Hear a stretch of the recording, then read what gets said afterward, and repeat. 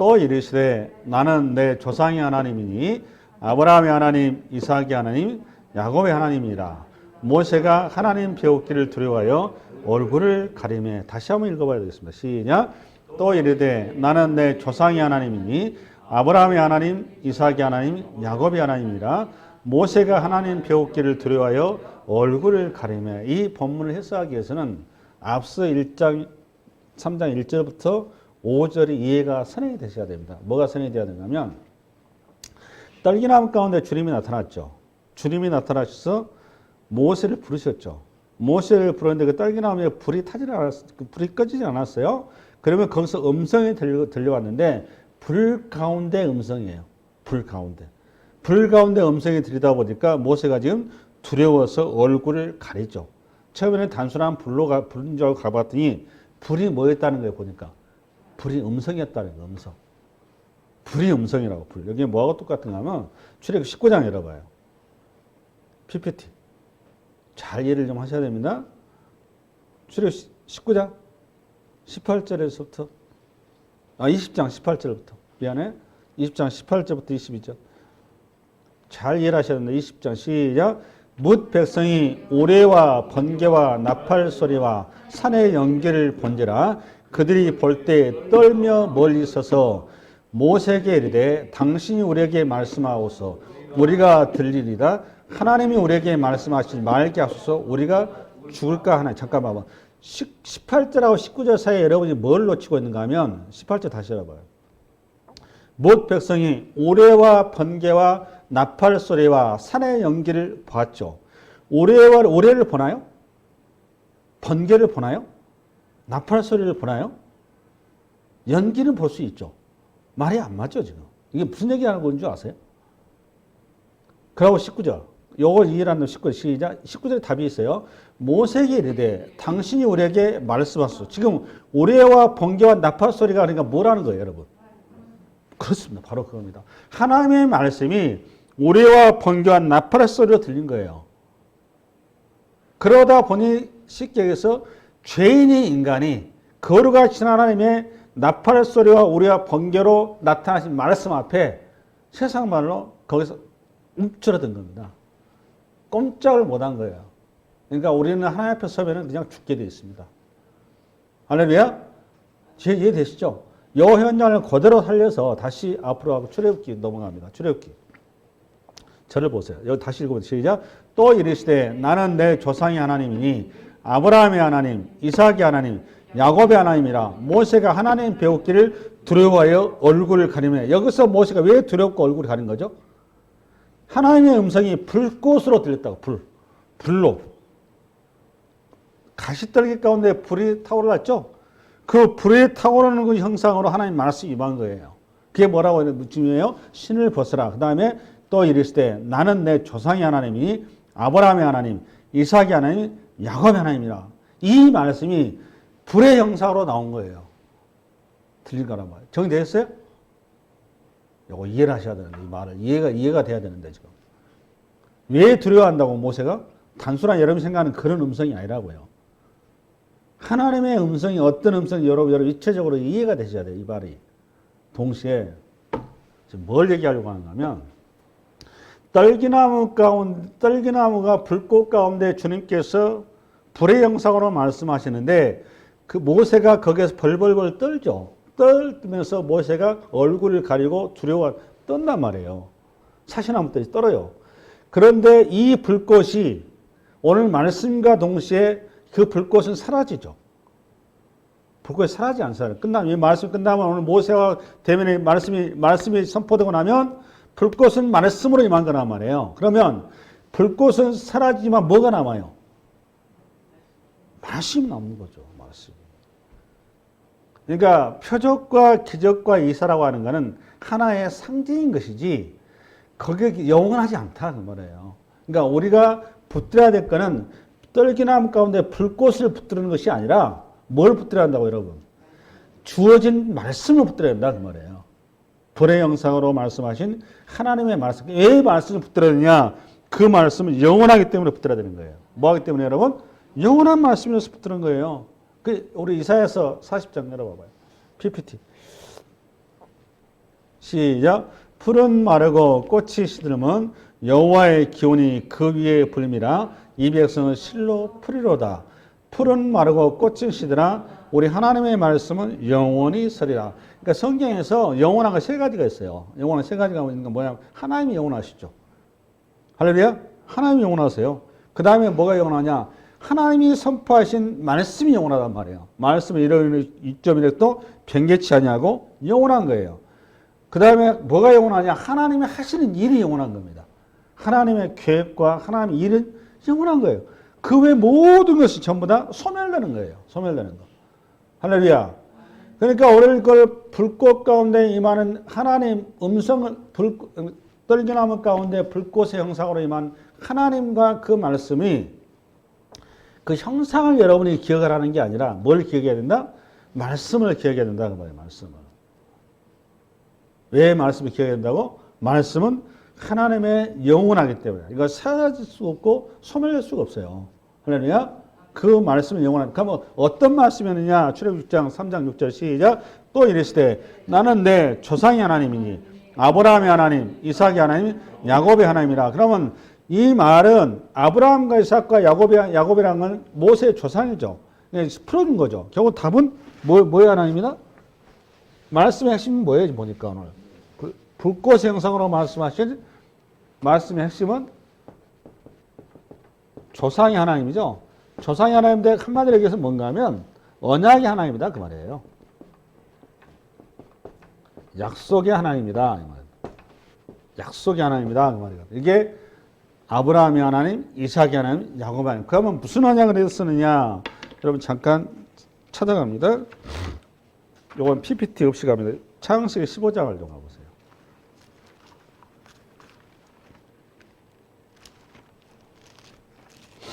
15장 4절에서 7절 좀 봅니다. 여러분 타이틀은 공식적으로 햇불 언약이 일어난 자리예요.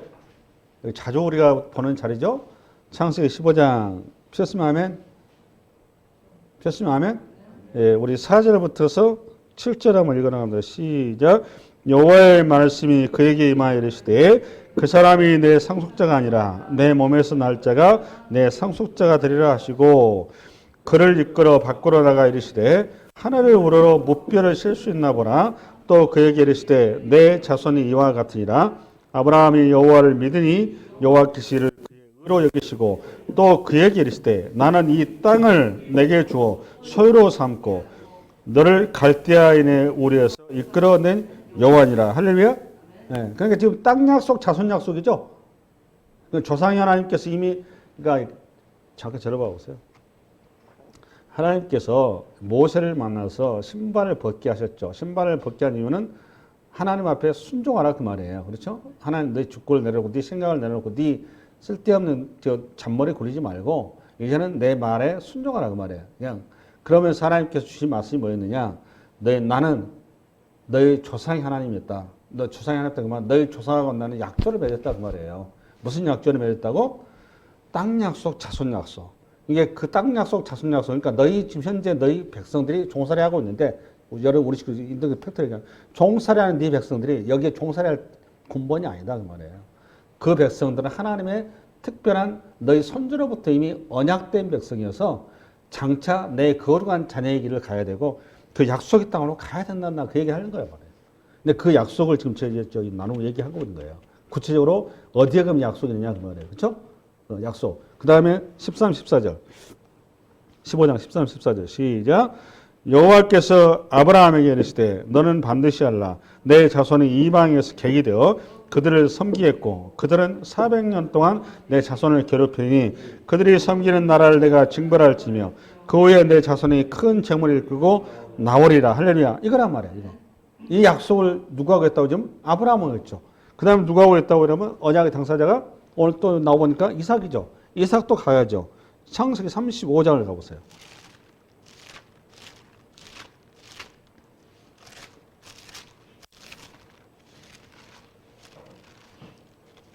창세기 35장. 폈나요? 이삭은 지금 창세기 26장. 미안합니다. 이삭은 창세기 26장을 하세요. 창세기 26장 됐으면 하면 우리 1절부터서 배경 이해가 필요하니까 1절부터서 5절까지 읽어 나갑니다. 1절부터 5절까지. 36페이지 시작. 아브라함 때 첫 흉년이 들었더니 그 땅에도 또 흉년이 들매 이삭이 그랄로 가서 블레셋 왕 아비멜렉에 이르렀더니 여호와께서 이삭에게 나타나 이르시되 애굽으로 내려가지 말고 내가 내게 지시하신 땅에 거주하라. 잠깐만, 이삭과 지금 누구하고 만나요? 여호와. 여기서 주님이란 말이에요. 여호와께서 이삭에게 나타났다. 여기 여호와라 그 말은 저를 봐보세요. 요거 영어 좀 필요할 것 같은데, 이 성경을 봄에 있어서 여러분이 본문을 이해하면서 굉장히 중요한 단어가 뭔가, 하나님의 이름이 하나님이 또 있고 또 뭐가 있죠? 지금 보니까 여호와가 있죠. 요 두 차이가 뭔지 아세요?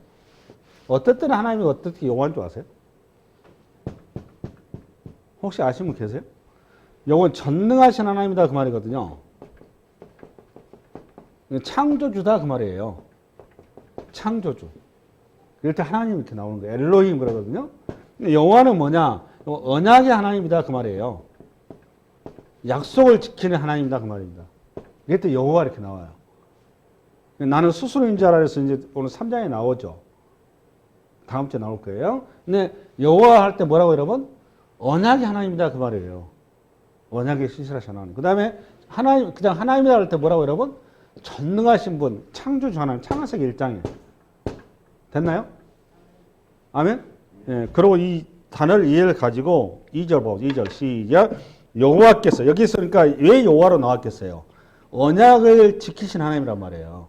여기 하나님께서 이렇게 안 나오잖아요. 그렇죠? 그러니까 이삭과 지금 언약을 맺는다 그 말이에요.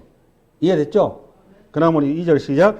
여호와께서 이삭에게 나타나 이르시되 애굽으로 내려가지 말고 내가 내게 지시한 땅에 거주하라. 이 땅에 거류하면 내가 너와 함께 있어 내게 복을 주고 내가 이 모든 땅을 너와 내 자손에게 주리라. 내가 내 아버지 아브라함에게 맹세한 것을 이루어. 이렇게 맹세했다고 언약했다 그 말이잖아요. 아브라함 너희 아버지 선조. 그 다음에 4절. 내 자손을 하늘의 별과 같이 번성하게 하며 이 모든 땅을 내 자손에게 주리니 내 자손으로 말미암아 천하 만민이 복을 받으리라. 이는 아브라함이 내 말을 순종하고 내 명령과 내 계명과 내 율례와 내 법들을 지켰음이라 하시니라. 그러니까 4절 딱 봐보니까 아브라함한 건 똑같은 내용이잖아요. 지금 땅 약속, 자손 약속, 복 약속. 그렇죠? 이삭하고 똑같이 하시잖아요. 지금. 할렐루야. 그 다음에 그럼 또 당사가 또 누가 했어요? 야곱 있죠, 야곱. 근데 야곱은 창세기 35장 가보세요. 창세기 35장. 여러분, 창세기 35장의 배경을 좀 아셔야 되는데, 가끔 여러분 창세기 좀 읽으세요. 창세기 강의는 했으니까. 그래서 이런 자료를 통해서 성경을 통전적으로 쭉 이렇게 보는 그 시야를 가지셔야 돼요. 창세기 35장은 그 베델에서 다시 하나님을 찾아서 제단을 쌓고 나서 하나님께서 얘기하신 현장입니다. 베델은 원래 야곱이 밧다나라로 도망가는 자리 처음으로 하나님 만난 자리죠. 사닥다리 사건. 기억나시죠? 그러고 나서 다시 고국에 돌아왔는데 돌아와서 누가 저쪽에 어디입니까? 디나의 그 사건을 터뜨리고 나서 다시 하나님께 베드로 올라가라고 그러죠. 하나님 처음 만난 자리. 그 베드로 가서 하나님께 제단을 쌓고 다시 하나님 나타나신단 말이에요. 그러고 이제 베드로하고 약조를 하신 거예요. 창세기 35장 9절부터 9절 시작. 야곱이 밧다나람에서 돌아오매 하나님이 다시 야곱에게 나타나사 그에게 복을 주시고. 나오죠? 야곱에게 뭐 했어요? 하나님이 나타났어요. 할렐루야. 그러고 복을 주시고. 10절 시작. 하나님이 그에게 이르시되 내 이름이 야곱이지만은 내 이름을 다시는 야곱이라 부르지 않겠고 이스라엘이 내 이름이 되리라 하시고 그가 그의 이름을 이스라엘이라 부르시고 하나님이 그에게 이르시되 나는 전능한 하나님이라 생육하며 번성하여 한 백성과 백성들의 총회가 내게서 나오고 왕들이 내 허리에서 나오리라. 내가 아브라함과 이삭에게 준 땅을 내게 주고 내가 내 후손에게도 그 땅을 주리라 하시고. 똑같이 나오죠? 예. 하나님이 그와 말씀하시던 곳에서 그를 떠나 올라가시니라. 똑같이 말씀합니다. 땅 약속, 자손 약속. 내가 내게 복을 주리라. 복의 근원이 될 것이다. 이 말이란 말이에요. 이게 아브라함과 이삭과 야곱에게 동일하게 하나님이 말씀하신 거란 말이에요. 그 세 가지 약속. 그러고 나서 이 아브라함과 이삭과 야곱의 하나님, 내 조상의 하나님이라는 이 하나님의 이 언약, 약속의 성취가 누구를 통해서 누구를 통해서 완성을 시키죠, 하나님? 저를 보세요. 아브라함과 이삭과 야곱으로 대표되는 언약이 지금 누구에서 완성이 돼요? 어느 종을? 모세를 통해서 완성이 된단 말이에요. 가나안 땅에 입성하고 여호수아, 모세와 여호수아 완성이 됐죠? 그러면 이게 아브라함과 이삭과 야곱의 약조, 이 언약의 내용은 여기 출애굽기에서 끝난단 말이에요. 그러면 출애굽기에서 끝나면 그 다음에 하나님 이후에 또 후손들한테 계속 계시하시겠죠? 그때는 뭐로 나타날 것 같아요? 출애굽 사건으로 나타나는 거예요, 저는. 내 말이 이해 가시나요? 그래서 무슨 얘기를 하냐면 신앙이 계보가 쭉 이어가게 만들어 놓으시는 거예요. 하나님의 약속과 언약. 그러니까 하나님의 말씀은 영원한 거라고 그랬잖아요. 하나님의 일이 영원하다고 그랬잖아요. 그 연속성과 그 일관성을 지금 이렇게 얘기한 거예요. 그러면 오늘 창세기 출애굽기 3장 6절은 또 이르시되 나는 내 조상의 하나님이니 아브라함의 하나님, 이삭의 하나님, 야곱의 하나님이라. 이 말은 하나님의 약속과 언약은 두 가지 특징이 있다 그 말이에요. 첫 번째, 일관성이 있다 그 말이에요. 일관성이 있다. 계속한다 그 말이에요. 오케이? 계속한다. 하나님의 약속은 변치 않는다. 그 약속은 끝까지 간다. 그러니까 하나님 말씀하신 거는 절대로 없어지거나 소멸될 일이 없다. 반드시 성취가 된다 그 말이에요. 그래서 그 말은 그래서 신앙이라고 하는 거는 다른 것들은 다 시대를 따라서 변하지만 하나님에 대한 신앙은 변해요, 안 변해요? 안 변하는 거예요. 왜 안 변하는 거죠? 말씀은 영원하기 때문에 안 변하는 거예요. 그래서 이 부모 자식 간에도 뭐만큼 항상 일치하냐면 신앙만큼 일치하는 거예요. 다른 건 시대 때문에 전부 다 바뀌고 변화돼서 그냥 이렇게 구시대 신시대 이렇게 하지만 신앙은 구시대 신시대가 없어요. 처음부터 끝까지 똑같은 말이에요. 신앙은. 아멘. 할렐루야.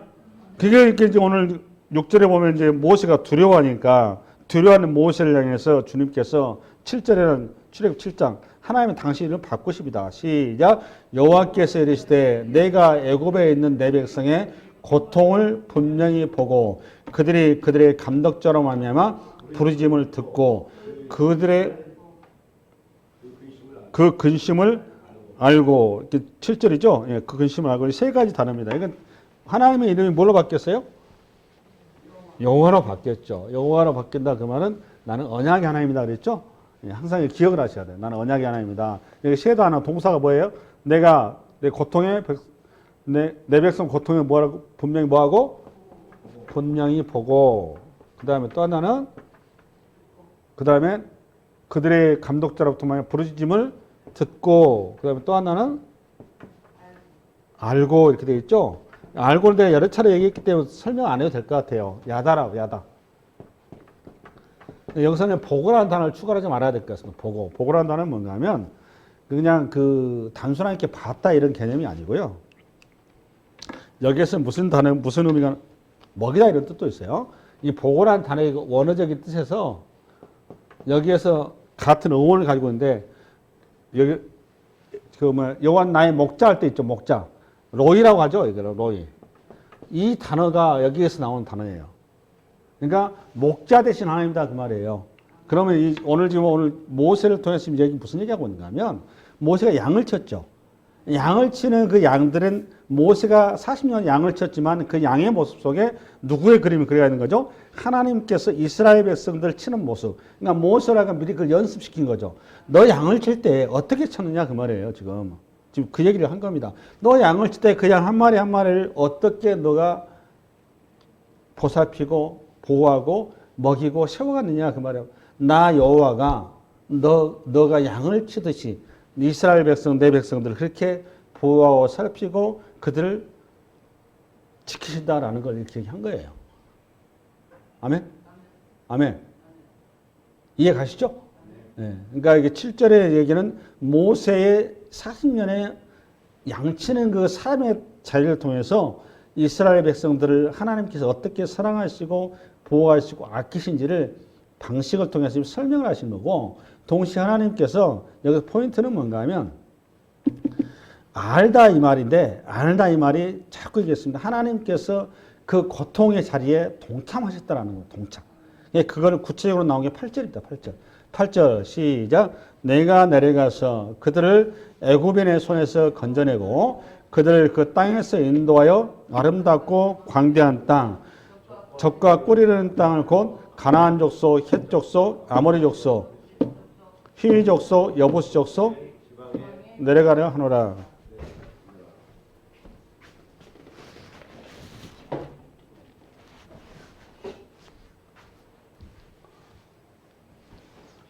여기서는 세 가지 단어인데 우선 젖과 꿀이 흐르는 땅이라 그랬죠. 근데 여러분이 자꾸 얘기를 합니다만은 젖과 꿀이 흐른다 그 말은 우리가 생각한 처럼 그런 그 물리적인 얘기를 한 게 아니다. 자꾸 얘기했습니다. 이거는 확실히 정리해 놓으셔야 됩니다. 그러면 젖과 꿀이 흐른다 그 말은 핵심적인 이런 얘기입니다. 젖과 꿀이 흐른다 그 말은 하나님과 동행함으로 말미암아 누리는 복 그 말이에요. 정확하게 해서. 젖과 꿀이 흐른다 이 말은 하나님과 동행으로 인해서 누리는 부산물 그 말입니다. 나타나는 현상 그 말이에요. 그러니까 젖과 꿀이 흐르는 그 은혜를 가지려면 반드시 전제조건이 뭔가 하면 하나님과 우리가 뭘 해야 된다? 동행해야 된다 그 말입니다. 그러니까 가나안 땅에 가게 되면 그 땅은 하나님 나라의 땅이기 때문에 하나님 나라의 백성답게 하나님이 주인 되는 삶을 살아야 된다 그 말이에요. 기존의 히위 족속, 여기 일곱 족속처럼 내가 주인 되는 그런 자리가 아니라 이제는 하나님이 주인 되는 삶을 살아야 된다 그 말이에요. 그걸 젖과 꿀이 흐르는 땅 그 말이란 말이에요. 할렐루야? 근데 그 땅에 가기 위해서는 전제 조건이 뭐냐? 내가 내려가서 첫 번째 뭐라고? 내가 내려가서 이게 첫 번째 단어. 그다음에 또 하나는 그들을 뭐라고? 애굽의 손에서 뭐하고? 건져내고. 여기 또 세 가지 단어가 또 나와요. 그 다음에 그들을 그 땅에서 뭐하고? 인도한다 그 말이죠. 이 세 가지 단어가 전형적인 출애굽의 한 큰 그림입니다. 이거죠. 출애굽 그림입니다. 이건 내려가다 그 말은 단순하게 그냥 그냥 위에서 밑으로 내려오는 위치에 내려오는데 더 본질인 거는 신분을 낮춘다 그 말이에요. 신분을 낮춘다 그 말이 무슨 말이에요, 여러분? 영원하신 거룩하신 하나님이 내려올 때는 뭘로 내려왔다는 거예요?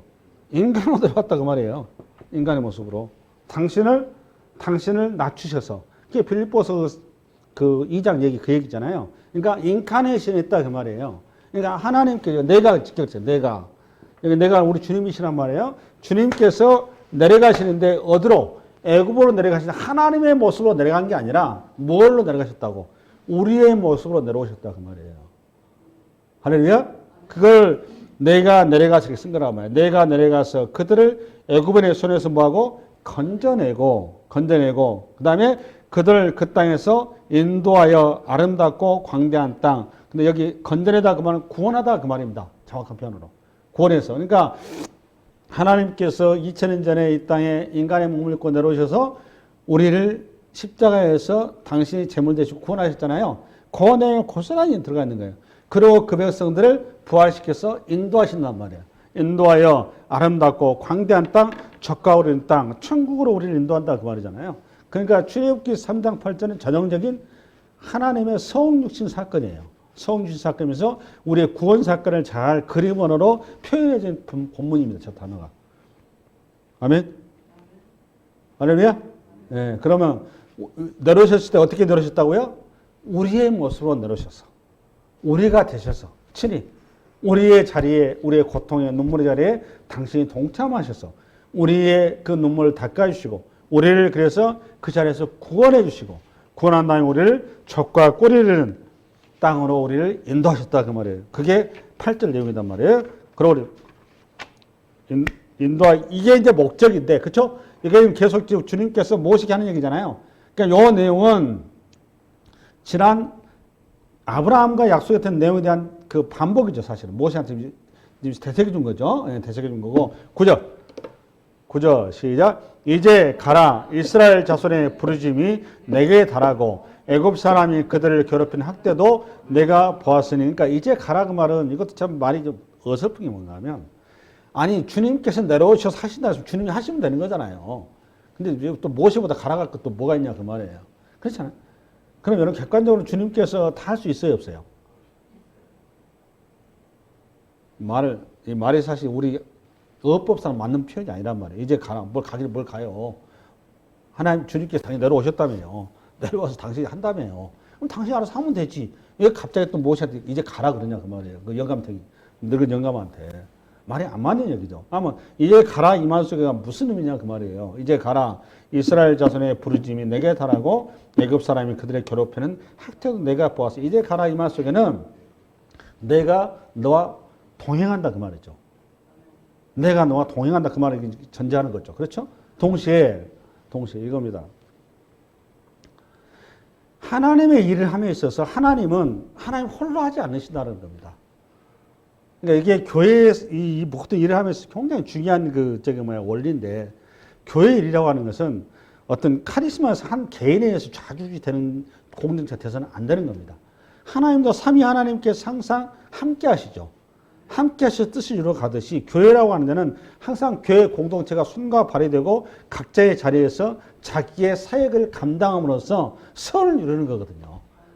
그러니까 이 영광스러운 하나님의 일에 우리 참 마른 막대기만큼 못하는 인생을 당신께서 그 영광의 자리에 초대해서 우리를 그 자리에 세워주신 거란 말이에요. 이게 간단한 사건이 아닙니다. 이게. 그러니까 그게 하나님이 일하는 방식이라는 거예요. 그러니까 우리가 교회에서 무슨 일을 할 때는 내 주어진 자리에 예를 들어 그 자리에 역할이 주어지걸랑 그거를 자꾸 내 핑계로 옆에 접히는 나는 할 수 있어 없어. 나는 능력이 대한데 나는 뭐 어쩌고 그런 거 얘기하는 자체가 사실은 맞지 않는 거예요. 하나님께서 동행하시고 하나님께서 결국은 주도권을 쥐고 계시기 때문에 그 사람 능력 여하는 관계없다 그 말이에요. 사실 교회에서 재직 임명하거나 뭐 할 때마다 자꾸 그 사람 능력 받았고 스펙 받았고 하는 거는 적절한 이해는 사실 아닙니다. 하나님의 그 나라의 일이라고 하는 거는 하나님께서 주도하시고 그 사람 능력 여하에 관계없이 하나님이 결국은 끌어가십니다. 이 믿음이 없으니까 자꾸 우리가 뭘 하는가 하면 잔머리 굴린단 말이에요. 저 사람은 무슨 경영학을 했으니까 무슨 행정 업무를 시키자. 저 사람은 엔지니어 출신이니까 기술적으로 일 시키자. 이런 이해를 먼저 앞선단 말이에요. 그게 아니라 하나님께서 각자의 필요한 것들은 하나님이 주도하시고 우리는 부호조적으로 서는 거예요. 다만 그 영광스러운 자리에 우리가 초대받았다는 것을 놓쳐서는 안 된다 그 말이에요. 아멘?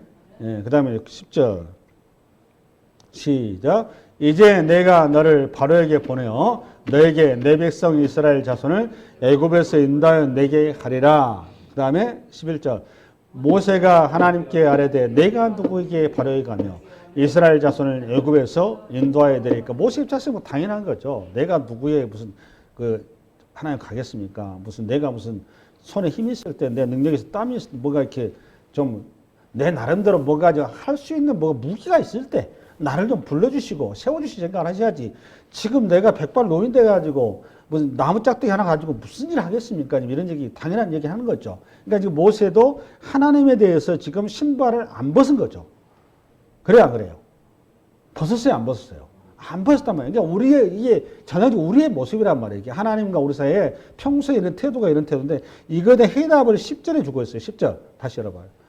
10절 시작. 이제 내가 너를 바로에게 보내어 너에게 내 백성 이스라엘 자손에게 하려 할 때 여기 단어가 중요한 동사가 하나가 있는데 그게 무슨 단어가 보내어 이겁니다. 보내어.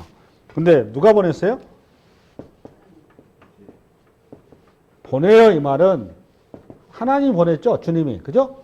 보냈는데 이 보내어가 주어가 누구예요? 하나님이죠.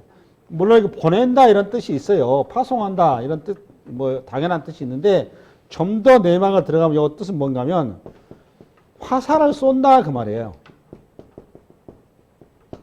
여기에서 이제 우리가 온 본문의 정확한 의도를 찾아야 돼요. 뭘 한다고 여러분? 화살을 쏜다 그 말, 보낸다 그 말이. 그러면 여기에 화살이 누구라는 거예요? 그렇지. 모세고 우린 거죠. 그러니까 쏘는 자는 누구예요? 그럼 쏘는 자. 네? 주님이시죠. 그러니까 화살이 중요한 거예요? 쏘는 게 중요한 거예요? 쏘는 게 중요한 거죠. 지금 그 얘기하고 있는 거예요. 이제 내가 너를 바로에게 보내는데 마치 뭐하고 있는가 하면 우리 요즘 스포츠는 상당히 잘하는데 손흥민이가 훌륭해서 골이 들어간 거예요? 공이 좋아서 골이 들어간 거예요? 손흥민이 발이 훌륭해서 골대 안에 들어간 거지. 그게 축구공이 훌륭해서 들어간 거 아니잖아요. 축구공이 뭐 좋고 굵고 그런 게 아니잖아요. 마찬가지예요. 화살 같으면 요즘 뭐 양궁인가? 양궁에서 저거 뭐야 정 가운데 맞힌 거는 궁사? 궁사라고 그러죠. 궁사의 저거 뭐 실력에 의해서 양궁 화살이 가운데 꽂히는 거지. 화살이 뭐 훌륭해서 가운데 지가 알아서 가운데 가는 게 아니잖아요. 맞죠? 결국은 이 모든 선택지와 결정권은 누구한테 있다는 거예요? 하나님께 있다 그 말이에요 지금. 모세한테 지금 자꾸 얘기하는 거예요. 근데 모세한테 이거를 알아들을 타격이 없죠. 저도 못 알아들은 판인데 여러분 뭐 알아듣겠습니까? 우리는 당장 이런 일이 딱 벌어지면은 눈에 보이는 거, 손에 잡히고 귀에 들리는 거, 그거 감각적인 걸 당연히 생각하고 우선시하고 그걸 먼저 짚죠. 그게 우리 인간이란 말이죠. 그러니까 그렇게 하나님께서 오늘 불꽃 가운데 나타나서 모세에게 맨 먼저 얘기한 게 뭐였어요? 내 신발을 벗으라는 거예요. 신발을 벗으라고 네 생각, 네가 옳고 그렇고 판단, 이해력 다 내려놓으라 그 말입니다. 네 그동안 네 실력과 능력과 네 잘할거 네 나름대로 방식을 해봤더니 어떻게 됐더냐? 너 도망갔지 않느냐? 너 지명 수배자밖에 더 됐냐? 그게 뭐냐? 네 가진 지혜, 네 철학, 네 애굽에서의 그 40년에 네 인생을 의지한 거 아니냐? 지금 그 얘기한 거 아니에요. 그 네 인생 의지했던 결과가 뭐냐? 너 살인범인데 너 지명 수배자밖에 더 됐느냐? 이제는 너가 주인 되고 네가 결정한 게 아니야. 내가 너를 쓰겠다. 너는 이제 화살만 대거라. 그래서 내가 너를 쏠 테니까 너를 가서 그냥 꽂혀주기만 하면 된다. 네 표시만 나타나 그 말이에요. 그러고 나서 12절 시작. 하나님이 이르시되 내가 반드시 너와 함께 있으라. 너와 함께 있다 그 말 아까 네가 가라 그 말 속에 똑같이 대답이죠. 임마누엘 하나님이다 그 말이잖아요. 내가 너와 함께 이르라. 너가 그 백성을 애굽에서 인도하여 후에 너희가 이 산에서 하나님을 섬기리니 이것이 내가 너를 보낸 증거니라. 12절의 본문도 아주 압권이에요 사실은. 이게. 근데 여러분 이 본문 이해를 사실 제대로 못하고 있어요. 한글로는 여러분 이해를 하는데 이 본문 이해 가세요? 이게 뭐가 문제 같아요 지금 보니까. 우리 한글적 문법적으로 맞지 않는 어휘적 맞지 않는 표현이 있습니다 이게 지금. 그래 안 보이죠? 찾아보세요 지금 거기 답이 있어요. 읽어볼까 시작. 하나님이 이르시되 내가 반드시 너와 함께 있으리라. 너가 그 백성을 애굽에서 인도하여 낸 후에 너희가 이 산에서 하나님을 섬기리니 이것이 내가 너를 보낸 증거이라. 지금 뭐가 잘못됐어요 지금 보니까. 저를 봐보세요. 성경이 그냥 있는 게 아니란 말이에요. 성경 계시어는 증거라 그 말은 과거예요, 현재예요, 미래예요. 네? 증거라고 하는 것은 과거에 있었던 사건이죠. 그렇죠? 우리 정의가 좀 이제 저기하는 거 잘 잡았어요, 우리 정의. 증거다 이 말은 증거가 된다 그 말은 과거에 어떤 사건이 있어야 되는 거죠. 그 사건이 모델이 되어서 이게 증거가 되는 거지. 미래의 사건을 가지고 증거를 삼는 건 아니란 말이에요. 그래야 안 그래요. 그럼 오늘 지금 오늘 주님께서 근데 과거의 사건이 뭔 사건으로? 미래의 사건을 증거로 내시한 거란 말이에요. 미래의 사건 어떤 사건인가요? 지금 호렙산에서 이스라엘 백성들이 전부 다 구원 받아서 여기서 뭐 한다는 거예요, 지금? 예배 드린다 그 말 아니에요. 이해 가십니까? 이 12절 이해를 잘 하셔야 돼요. 주님께서 지금 말씀하시기를 증거를 하나 됐어요. 모세가 못 믿으니까 그 증거를 근데 과거의 어떤 표적이나 이기적인 어떤 특별한 사건이 증거로 된 게 아니라 과거의 어떤 객관적 팩트를 낸 게 아니라 미래에 이루어질 일을 지금 증거로 제시했단 말이에요. 미래에 이루어질 일 뭔데? 너가 지금 불꽃 가운데 지금 나를 만나고 있는데 이 자리에 너가 나를 만나듯이 네 백성들이 여기 시내산 불꽃 가운데 만났어요? 안 만났어요? 출애굽기 20장 아까 모세하고 똑같이 하나님 만나잖아요. 이스라엘 백성. 출애굽기 20장 김동우 20장 시작. 못 백성이 우레와 번개와 나팔 소리와 산의 연기를 본지라 그들이 볼 때 떨며 멀리서 이게 좀 똑같은 게 지금 오늘 모세가 떨기나무 가운데 불꽃 가운데 주님 만난 거 똑같은 거잖아요 지금. 맞아요, 틀려요. 근데 요거는 지금 이스라엘 백성 전체가 지금 보고 있는 거잖아요. 그렇죠? 그게 증거 이루어졌어요, 안 이루어졌어요? 오늘 출애굽기 3장 사건은 이 증거는 출애굽기 20장에 이루어질 일이죠. 그럼 이게 왜 증거가 되는 거죠? 인간에게는 증거가 될 수가 없는 거죠. 이걸 히브리서 11장에 믿음은 바라는 것들의 실상, 보지 않은 것들의 증거. 지금 그 얘기한 거란 말이에요. 결국은 이 증거라고 하는 것은 뭐냐? 믿음인 거예요. 아멘. 할렐루야. 이 한 주간 여러분 그 예수 그리스도에 대한 믿음, 미래 여러분의 가장 좋은 것으로, 가장 복된 것으로, 가장 선한 것으로, 가장 아름다운 것으로, 가장 행복한 것으로 여러분들을 세우시고 결정지으시고 이루실 것이라는 하나님의 확실한 증거, 이 증거로 이 한 주간 승리하시기 바랍니다. 네, 수고하셨어요.